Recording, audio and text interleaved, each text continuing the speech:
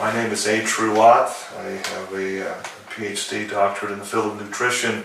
I'm also a licensed naturopathic doctor, and we'll just topic of discussion will be are the new vaccine lines, specifically the so-called H1N1 vaccine, is it safe? What's the rationale and basis behind it? First of all, you have to understand what happens in biological warfare laboratories. In Fort Detrick, there in Gaithersburg, Maryland, there's a weapons laboratory that's tied to the National Institutes of Health and the CDC, but it's military-based. It's at Fort Detrick. It's a biological weapons research laboratory. Top secret and have high clearance. But in the year 1997, new technology came on board that could map the complex genome structures of everything. The Genome Map Project basically is a massive supercomputer, a new technology, a new technological breakthrough that could allow the construction of DNA and resampling of all human DNA and animal DNA. Nothing was secret anymore. So when this computer system went online, this empowered the people at Fort Detrick to be able to create a new breed of virus, a weaponized virus. So this new supercomputer structure allows the scientists now at Fort Detrick to be God in a laboratory and make viruses out of really thin air, basically. Okay, given the protein structures, given all this. But so if you look back at history, one of the biggest killer viruses to hit the planet occurred in the year 1918. It was the so-called 1918 flu virus that some reports killed 50 million people worldwide. That to these weaponized engineers, these sick scientists, they wanted to recreate the 1918 virus. But to do that, they had to get a sample of the virus. Molecular pathology is a specialty of medicine where pathologists use the tools of molecular biology and molecular genetics to make diagnoses and provide insight into patient care decisions. You can make diagnoses of infectious diseases by looking for the genetic material of the infectious organism, the virus or the bacteria, for example. In 1993, I moved to the Armed Forces Institute of Pathology to set up a new group devoted to molecular pathology, both for clinical molecular pathology as well as research. And one of the things we had to do for both sides of that was to work out ways to recover genetic material from typical biopsy material. The tissue repository at the AFIP goes back to the Civil War, so they have a huge collection of millions of tissue samples reflecting all aspects of clinical disease, tumors and infectious disease, including autopsies of soldiers who died of flu in 1918. I wanted to think of a project that would highlight the utility of having such an old tissue archive as well as our new molecular techniques in which we could do analyses. And the way those two things came together in my mind was to go after the 1918 flu. We thought that it might be possible to recover fragments of the genetic material of the virus still preserved in autopsy tissues of people who died in 1918. We had started this project in 1995, and it took over a year to find a first positive case, to work out our techniques to make sure that we actually could find influenza.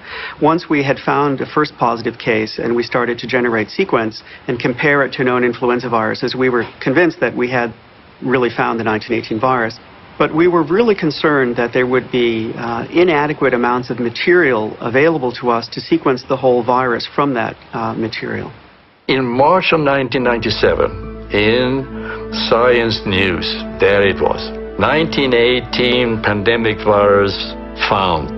A small sequence had been discovered by Jeffrey Tarnberger. We were extremely excited about the possibility. We had hoped that if we could recover material from a frozen victim, that the quality of genetic material of the virus might be improved over what we had in these formalin-fixed blocks. Dr. Holton presented his case to the Brevik Village Council, including Rita Olana.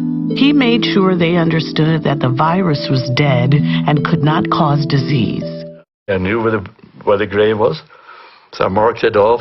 At the end of the first day, we were down to about 4 feet, and I didn't see anything at all. And I noticed that there's some bodies at 7 feet, found a skeleton, and then next to the skeleton was a woman, quickly preserved, with clothing had fallen off, rotted away.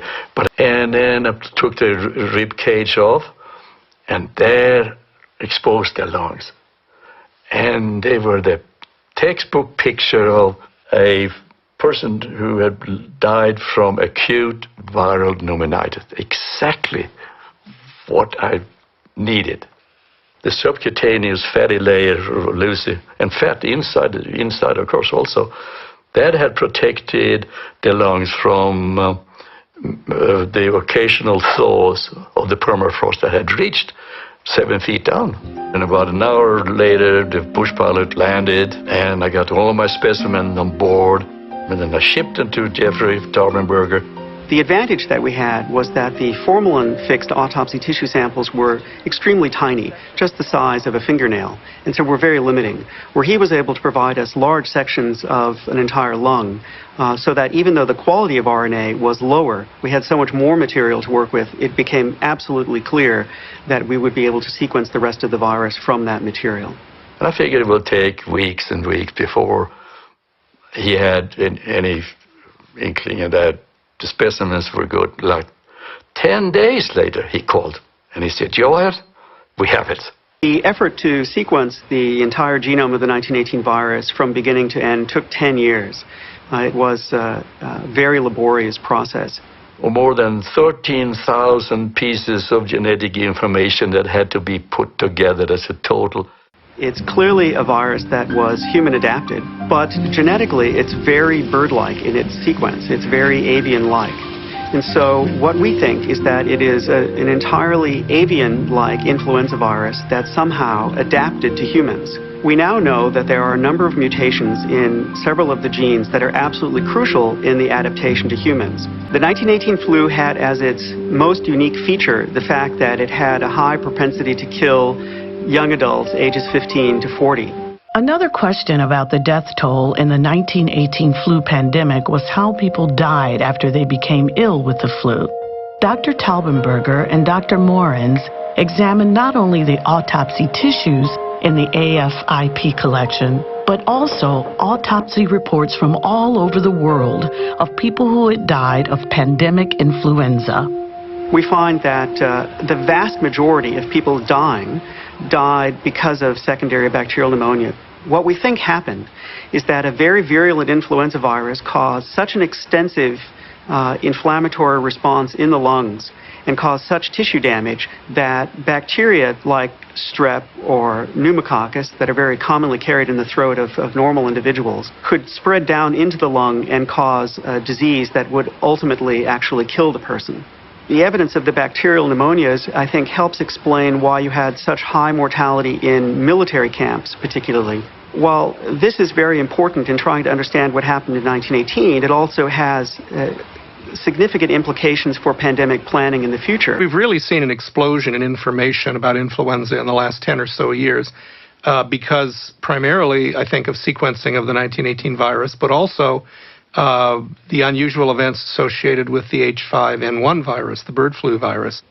In order for this avian influenza virus to cause a pandemic, we would have to see a number of changes that would occur in the virus so that the virus could be transmitted easily from human to human to human. I think the biggest lesson is that we can't predict what influenza will do. In villages in Alaska, for example, the whole village would become sick at once. There'd be nobody to provide food, nobody to provide shelter. These things can make a difference. And even in wealthy nations like the United States, the conclusion at the end of 1918 and 1919 was that the single most important thing that could save your life from flu was good nursing care. Not medicines, not doctors, not hospitals, but good nursing care. When you first read those things, you're likely to say, oh, that can't be true. What could they do in those days? You know, what's chicken soup going to do? What's a blanket going to do? I believe the data. They're strong, and some of the best and smartest physicians, nurses, and other observers said it again and again. Good nursing care,